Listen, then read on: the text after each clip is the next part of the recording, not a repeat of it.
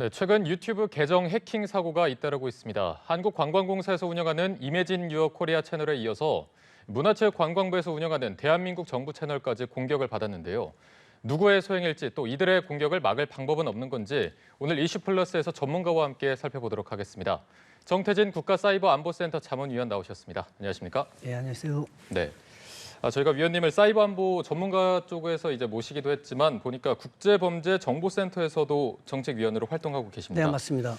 그런 이력을 가지고 계셨을 때 이번 해킹 사건 어떻게 좀 보고 계십니까? 좀 더 자세히 조사해 봐야겠지만 현재 상황으로는 북한 해커들의 소행이라고 추정됩니다. 일단은 북한 해커의 소행일 것으로 추정이 된다. 네, 그 이유는 얼핏 보면은 가상화폐 투자를 유도하는 그런 해킹인 것 같긴 하지만 네네. 실제 이 사건을 통해서 이 해킹을 통해서 이익을 본 집단이 누구인가를 좀 봐야 되고요. 그다음에 또 하필이면 왜 우리 그 문체부라든가 문체부 산하기관을 통해서 이런 해킹을 공격을 시도했는지도 한번 좀 면밀히 살펴봐야겠습니다. 네.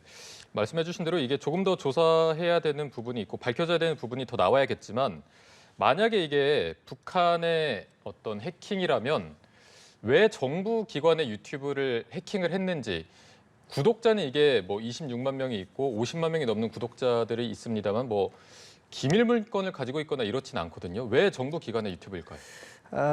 요즘 한국은 문화 강국이 됐습니다. 그래서 문체부에서 운영하는 그 유튜브라든가 산하기관에 관련된 유튜브들이요. 전 세계 외국인들한테 많은 집중을 받고 있거든요. 그래서 그 하나의 어떤 두 가지를 같이 취할 수 있는데 하나는 가상화폐 투자 유도를 위해서 이제 북한이 원하는 목적을 하나 이룰 수 있고요. 또 하나는 이 사이트 자체에 대한 어떤 신뢰도를 동시에 떨어뜨릴 수가 있습니다. 그래서 한국 그 문화에 대한 어떤 부정적인 인상을 심어줄 수도 있죠. 이 사이트가 이런 쪽으로 유도하기 때문에. 네. 이게 지난 토요일 새벽 3시 20분쯤에 문체부 공식 유튜브 채널이 일론 머스크가 나와서 뭐 가상화폐 관련 라이브 영상이 인터뷰하는 영상이 나왔습니다. 그리고 앞서 이제 지난 6월과 7월에도 방송사에서 해킹이 있었고 해킹한 후에 마찬가지로 가상화폐 관련해서 영상이 나왔거든요. 그렇다면 이게 어느 정도 좀 연관이 있는 거 아니냐 이런 의혹이 나오고 있습니다. 일단 이 가상화폐와 관련해서는요. 북한의 주요 수입원이 지금 가상화폐 탈취로 가장 많이 수입을 갖고 있었는데 최근 루나라든가 테라 뭐 사태 이후에 가상화폐 시장이 많이 다운돼 있고 그런 상황에서 북한은 가상화폐 이 시장이 막 그 붐을 일으켜야지만 훔쳐올 게 많은데 그렇지 않으면은 수입원이 없거든요. 그러다 보니까 북한 입장에서는 일석이조로 우리 사이트 문화 사이트를 갖다가 도구로 이용해서 채널로 이용해서 또 가상화폐로 유인까지 하는 그런 한 일석이조를 노린 거 아닌가 그런 생각이 듭니다. 네, 어쨌든 공통점이 이제 가상화폐가 있었고 앞서 말씀드린 대로 지난 6월과 7월에 이제 방송사 유튜브 계정을 해킹했을 때도 이제 이 가상화폐가 있었는데 그렇다면 지난번 6월과 7월에 어느 정도 좀 뭐 연습이랄까요? 이런 식으로 해놓고 이번에 다시 정부기관을 해킹한 것이다 이렇게 볼 수도 있습니까? 예, 과거에 뭐 다른 부처라든가 큰 대기업을 침투했을 때도 마찬가지지만 큰 부처라든가 대기업은 상당히 보안이 잘 돼 있습니다. 그러다 보니까 그 밑에 이제 하부 조직인 뭐 용역 업체라든가 아니면 산하 기관이라든가 이런 상대적으로 보안이 취약한 쪽을 먼저 뚫고 들어가서 윗단에 있는 상부 기관에 침투하는 것입니다. 네, 이번에 해킹 사건의 그 수법이 생각보다는 단순합니다. 이제 관리자한테 이메일을 보내서 그 상태에서 뭐 해킹을 하는 건데 이제 이처럼 뭐 계정을 탈취하지 않으려는 방법, 이메일을 누르지 않는 방법 외에 뭐 다르게 좀 예방하는 방법 같은 게 있을까요? 이번에 그 동원된 방법은 기술적인 침투가 아니라 사회공학적인 방법이었는데요. 사회공학적인 방법은 지금 말씀하신 것 같이 상대방을 속여서 아이디와 비밀번호를 취득해서 그 해킹을 하는 방법인데 가장 우리가 취약한 이유가 뭐냐면 큰 조직체에서 이 사이트를 관리하는 사람들이 아무나 비밀번호를 갖다가 복잡하게 갖고 있지 않습니다. 예를 들어서 연합뉴스 같으면 뭐 아이디가 연합뉴스 23 그러면은 비밀번호는 연합뉴스 뭐 23 점점점 그러니까는 되게 그 해커들이 쉽게 알아낼 수 있는 예측할 수 있는 그런 그 비밀번호를 많이 사용하기 때문에 이렇게 쉽게 뚫린 거라고 보입니다. 네, 지금 뭐 여러 가지 대응 방안이 나오고 있습니다. 구글과 뭐 즉시 대응할 수 있는 핫라인을 구축하겠다, 혹은 뭐 보조 계정을 만들겠다라고 나오고 있는데 이런 방안들에 대해서는 좀 어떻게 보십니까? 뭐 보조 계정이라든가 이런 방법도 상당히 뭐 좋은 방법이라 할 수 있지만 더 근본적으로는 예방적인 선제적이고 예방적인 방법이 더 필요하고요. 그다음에 실시간으로 보안 관제가 상당히 필요합니다. 근데 보안 관제가 이런 새벽 같은 시간에 철저히 이루어지고 있지 않기 때문에 그런 빈틈을 노려서 이런 공격을 감행한 것 같습니다. 네, 지금 근데 구글에서 별다른 뭐 공식 대응 방안이 없습니다. 어떤 뭐 플랫폼 간의 책임 강화라든가 이런 부분도 좀 필요하지 않을까요? 지금 이것은 구글 본사의 문제가 아니라 저희가 이제 유튜브를 하게 되면은 그 뭐 한국에도 A라는 기관이 있으면 그 기관에서 어떤 영상 콘텐츠를 만들어서 업로드를 하고 그걸 직접 관리하기 때문에 구글 본사에 대한 공격이 아니라 각자 그 업로드를 하고 있는 주체들에 대한 보안이 필요한 것이죠. 그렇다면 앞으로 이제 뭐 여러 가지 해킹 시도가 있을 수도 있습니다. 이번 해킹을 두고 뭐 대형 해킹의 전초전이다라는 얘기도 나오고 있어서 앞으로 좀 대응을 어떻게 해야 하는 게 좋겠습니까?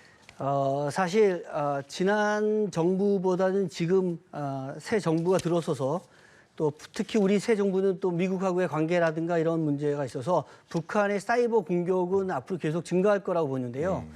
뭐 전초전이라보다는 이제까지 여러 뭐 사이트를 다 공격했지만 이번에는 동영상 공유 플랫폼을 갖다가 공격했다는 새로운 의미가 있고 또 여기에서 아까 얘기했듯이 어떤 한 가지 목적만을 위한 것이 아니라 가상화폐 투자를 유도해서 2차적인 범죄를 저지를 수 있는 상황이 있고 또 동시에 저희 문화 사이트에 대해서 그 공격을 함으로써 한국 문화적인 어떤 컨텐츠나 이런 것에 대해서 명예를 갖다 좀 실추한다거나 이런 것을 노린 것 같습니다. 네. 이제 저희가 과거에 어떤 북한의 사이버 공격하면 디도스 같은 거를 떠올리곤 하는데 지금 우리 정부는 이런 해킹 방안에 대해서는 대비가 다 돼 있다 이렇게 볼 수 있을까요?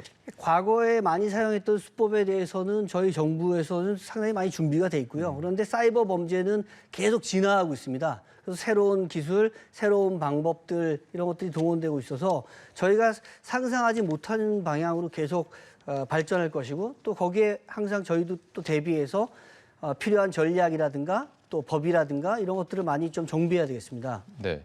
이제 뭐 북한 같은 경우에는 이런 사이버 보안이나 이런 쪽에 굉장히 많은 투자를 하고 있고 인력도 계속해서 강화하고 있지 않습니까? 우리 정부 같은 경우에도 뭐 화이트 해커를 육성해야 된다 이런 의견도 나오고 있는데 뭐 어떤 식으로 좀 대응 방안이 가는 게 맞다고 보십니까? 지금 얼마 전 대통령께서도 이 화이트 해커 양성이라든가 또 전국의 많은 사이버 관련 보안 관련 학과 등 많이 준비를 갖다가 더 하고 있는데요. 더 중요한 거는 저희가 지금 대다수의 중요한 사이버 범죄는 민간 영역에서 많이 발생을 하고 있는데 그 민간 영역을 갖다가 국가의 기관에서는 보호할 수가 없습니다. 그러다 보니 어떤 사각지대가 어디서 발생하는데요. 그래서 지금 대다수의 선진국들은 그 사이버 안보 차원에서 국가기관에서도 민간 영역까지도 다 보호하고 있는데 아직 한국은 법률로 그게 제정돼 있지 않아서 지난 10몇 년 동안 지금 표류돼 있는데요. 일명 뭐 가치 사이버 안보법이라고도 하는데 그런 법률 제정이 아주 시급합니다. 네, 그렇다면 지금 말씀해 주신 대로면 어떤 민간 영역에서 뭐 예를 들어서 북한의 해킹이 있다고 해도 국가에서 이게 관여하는 게 지금 법적으로는 안 되는 건가요? 안 됩니다. 예, 민간에 대해서는 국가가 관여하지 못합니다. 지금. 그렇다면 지금은 뭐 국회에서 이게 계류 중인 건지 진행이 좀 되고 있습니까? 10여 년 동안 계속 표류 중인데 여기에다 이제 오해가 많습니다. 국가 차원의 정보 감시라든가 빅브라더 뭐 이런 문제들이 정치적으로 좀 오해하는 부분이 많아서 많이 지연되고 있는데 사실 사이버 공간에 있어서는 우방도 적도 구별하기 되게 어렵고 또 거기에서 발생하는 피해는 너무나 크기 때문에 저희 정부 차원에서 이제는 좀 뜻을 모아가지고 사이버 안보와 관련된 법률을 신속히 제정해야 될 것 같습니다. 네, 그렇다면 이제 아직까지는 이게 법상으로 민간 영역에 일어난 해킹은 저희가 보호를 받지 못하는 것, 또 국가에서 관여를 하지 못하는 부분인데 만약에 어떤 뭐 휴대폰 해킹 사례라거나 여러 가지 좀 해킹 관련 사례가 났다면 개인 입장에서 민간 영역에서 좀 어떤 식으로 대처를 해야 될까요? 민간 영역에서 봤을 때 이제 사이버 범죄에서도 보면 보통 미시 범죄와 거시적 범죄가 있는데 네네. 개인의 어떤 작은 소규모 개인의 범죄는 수사기관, 경찰에 빨리 신고해야죠. 수사기관에 신고해야 되고 하지만 이게 거시적인 뭐 큰 기업이라든가 큰 조직이 피해를 입게 되면은 그때는 이제 정부의 여러 기관들이 같이 참여해서 신속히 대응해야 합니다. 네, 알겠습니다. 저희가 오늘 관련해서는 여기까지 나눠보도록 하겠습니다. 정태진 국가사이버안보센터 자문위원과 함께했습니다. 오늘 고맙습니다. 감사합니다.